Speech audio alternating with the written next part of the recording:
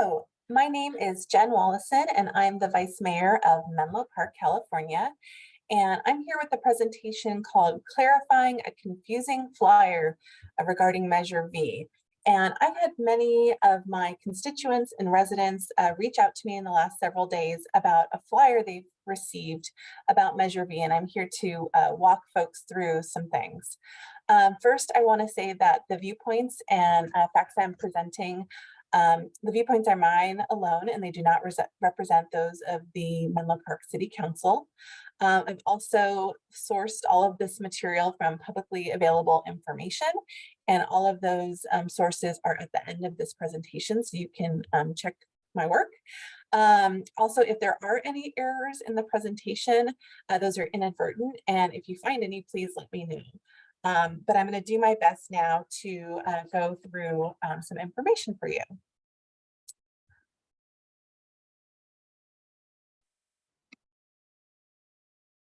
Okay, so the overview of this presentation is a quick TLDR executive summary, some information about Zoning 101, the housing element, Measure B, the flyer itself, and then a summary. So for those of you who don't have a lot of time to watch this entire presentation, the takeaways are that the flyer sadly is inaccurate and misleading. The parcels shown on the map are not the parcels that the City Council has identified as opportunity sites to rezone as high density development. There are no plans to rezone parcels that currently have single family homes and home uses. There are no plans to develop housing at parks.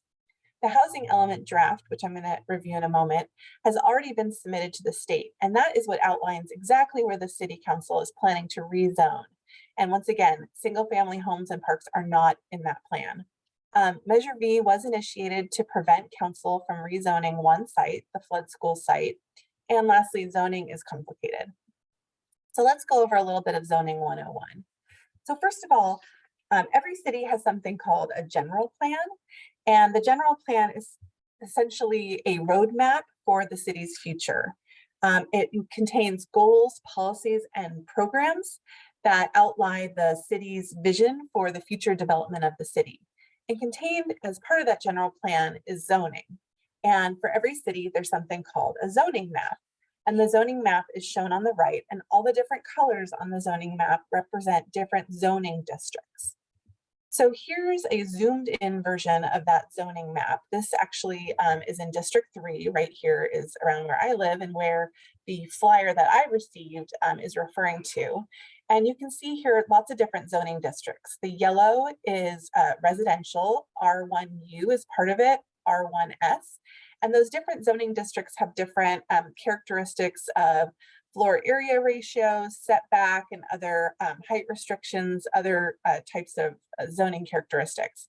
In addition to R1, there's also zoning districts known as PF, public facilities like the VA, commercial zoning districts, C1, and the list of zoning districts goes on. Now, oddly, some of the zoning districts designations do not match the current zoning on the site. So there are some parcels that have, let's say, R1 single family zoning designation, but that do not currently have single family homes on those parcels. So this is a list that the city has created of parcels that are currently zoned R1 single family, but that do not have single family homes and single family home uses on those parcels. Those include the flood school site, Station 1 of the Fire District on Middlefield Avenue, some churches, the seminary, Vallombrosa, and some parks, including Seminary Oaks Park and Sharon Hills Park, and then some other parcels as well, but there are 53 of those. So the housing element. So why is all this coming up now? Well, every 8 years, the state, through the California Department of Housing and Community Development, requires every city to create a chapter of to update a chapter of the general plan called the housing element. And right now, the city of Menlo Park, just like all cities in California, are complying with that state requirement. And that draft has exactly the plan of where the city is planning on having their required amount of housing zoned for the next 8-year cycle. So Menlo Park has already gone through the process of identifying where we're going to be putting that additional zoning for the development, and we're now awaiting feedback from the state on our draft. Continuing on what the housing element is, one of the big reasons that this is all kind of big news now is that the state requirements have drastically increased this housing element cycle. So we're finishing up housing cycle 5. And in that housing cycle over an 8-year period, Menlo Park was required to plan for 655 housing units. And for cycle 6, the one we're getting ready for, there's been about a 350 increase in the number of housing units required. And that's for a multitude of reasons, but essentially the housing crisis, that we need more housing and that California is way behind in developing housing. I have a lot of information that I've already presented to community members about the housing element. I've actually created 2 separate videos, and links to those videos are at the end of this presentation. So if you want to learn more about the housing element, why it's important that Menlo Park takes it seriously and complies, please refer to my previous slides. But essentially, one of the main components of the housing element is a map or a list of opportunity sites that show exactly where Menlo Park is planning on putting this necessary housing capacity. So Menlo Park has identified 69 sites citywide that are shown on the map on this slide. You can see most of them are clustered downtown or along transit corridors. Most of them are on commercial parcels. So the Sharon Heights Safeway is over here. Let's see, this is, I believe USGS is over here. So a lot of these are sites that are commercial. Again, there's nothing about single family zoning in those.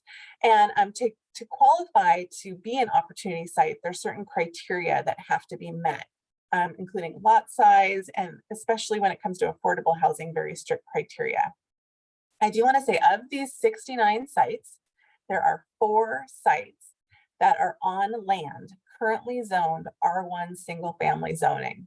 But as I showed you on a list earlier, there are some of those R1 single family zoning sites that do not currently have single family homes on them.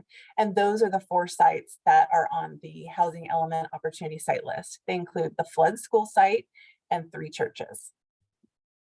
So this is just showing you how the housing element opportunity sites overlay with parcels that are zoned R1 single family zoning, but that do not have a single family zone on them. Again, to review, there were 53 sites on that list that are zoned single family zoning, but do not have single family homes or uses on them. And there's 69 sites in the housing element. Again, there are 4 sites, 3 church parking lots and 1 flood school site that meet both of those criteria lists. So to answer one of the questions that's been going around a lot, are there R1 single family zone parcels? Let's see, what my face is blocking this. Are there any single family zone parcels that currently have a single family home or use in the housing element? So are any single family homes, going to be redeveloped or rezoned into high density housing? And the answer is no. None of the 69 opportunity sites in the housing element currently has a single family home. 4 of the opportunity sites that I mentioned, 3 church parking lots and 1 vacant lot that used to be a public school, the flood school, do have the R1 single family zone designation. Another question that has come up is, are there any parks in the housing element? And the answer to that is no. There are no parks or open spaces among the opportunity sites in the housing element. Furthermore, on August 9th of this year, the City Council directed city staff to create a Park Preservation Ordinance and specifically directed city staff to update the general plan designation for Seminary Oaks Park and Sharon Hills Park as parks and recreation land use. So there are no parks in the housing element. So to review what we've covered so far, the housing element outlines the City Council's intentions and plans for rezoning over the next 8 years. There are no single family homes or parks in that housing element. Therefore, the City Council has no plans to rezone any single family homes or parks into high residential development. So now let's talk about Measure V. So what is Measure V? Measure V, if passed, would amend the city's land use element of the general plan. So we talked about what the general plan is, to prohibit the city council from changing the general plan land use designation or rezoning certain properties designated for single family detached residence unless first approved by a majority vote of the people of the city of Menlo Park at a general election. So the way it works now is when there is a large plan update, like the general plan update having to do with the housing element, the city council, as required by state, has to find the capacity, and we have to do some rezoning of land. And that is an authority that the city council holds. Measure V would change that authority so that only through a full citywide vote of the voters would those rezonings be allowed to take place. So why is Measure V before us now? It was initiated by homeowners in the suburban park neighborhood who did not want the flood school parcel, number 38, to be rezoned. So all of the housing element sites on that opportunity list on that map I showed you have different numbers. So site 38 is the flood school site. And again, the flood school site was one of those 4 sites that have that oddly have that strange R1 designation, but that do not have single family homes on them. So let's talk a little bit about the flyer that has been mailed out. This is the flyer. This is the flyer that arrived at my home. And I'm going to use this flyer as the example. This flyer, I live in Vintage Oaks near the seminary. And I received, some questions just yesterday. Is the city planning on rezoning the seminary or Seminary Oaks Park into high residential, high density development? So that was the impetus for me putting together this video. But what I am saying right now in this presentation, as it relates to the flyer I received at my home, can apply to any of the residents that have received a comparable flyer at their homes in different districts or areas. So the misleading statement on the flyer reads, City Council already identified the following parcels near your home that are currently zoned low density residential as potential future sites for high density development. So to review, we looked at the sites that the City Council has identified for future sites for high density residential. Those are the sites on the opportunity list, of the opportunity site list in the housing element. And for the parcels near my house, Seminary Oaks and Seminary Oaks Park, neither of them are in the housing element as an opportunity site. So this statement is false. So to show you how the difference, so on the right is the map from the housing element opportunity site list. And I showed you the full citywide map, and I kind of zoomed in to show the area near my house. So this is where the seminary is, and this is where Seminary Oaks Park is. And as you can see, neither of those is identified on the opportunity site list. That means the city has no plans to rezone those sites. And this is what the flyer, the red on the left shows, is that those sites, as they stated, that the City Council has identified those sites as future sites for high residential, for high density development. As you can see, that is not true. Those 2 sites are not on the opportunity site list. So to review, using the example of the flyer I received at my house, the seminary and Seminary Oaks Park are not opportunity sites in the housing element or on the opportunity sites map. The City Council has not indicated any intent or desire to rezone these sites for high density development. And furthermore, there are no R1 single family zone parcels that currently have single family homes or uses in the housing element. There are no plans to redevelop single family homes into high density development over the next 8 years. And that's the period that is covered in the current planning of the housing element cycle.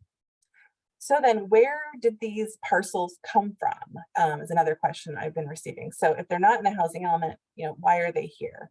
And essentially it's a conflation of all of the material that we've reviewed. It's the list of the parcels that are zoned R1 single family, but that do not have single family homes. and it is taking the opportunity site map and kind of mushing them together into a false representation of what the city council intends to do. So in summary, the flyer unfortunately is misleading and inaccurate. And as you can see, zoning and land use decisions are very complicated. So I want to thank you for spending some time with me to go over this flyer and to learn more about zoning, the housing element, and Measure V. If you'd like to stay informed, the City of Menlo Park has a website dedicated to the housing element. I also have my own website and a newsletter that I regularly send out with updates. You are also always welcome to reach out. If you go to jenwolosin.com, you can find many ways to get in touch with me. And finally, I always like to cite my work. So I did not produce any of the source material, well, except for the videos I put at the bottom, which are my previous explanations of the housing element. But all of this information is publicly available. You can go and fact check what I've covered. Again, if you find any inadvertent errors, please let me know. But I encourage you to do your homework, be informed, and reach out if you have any questions. And thank you so much for watching. Bye.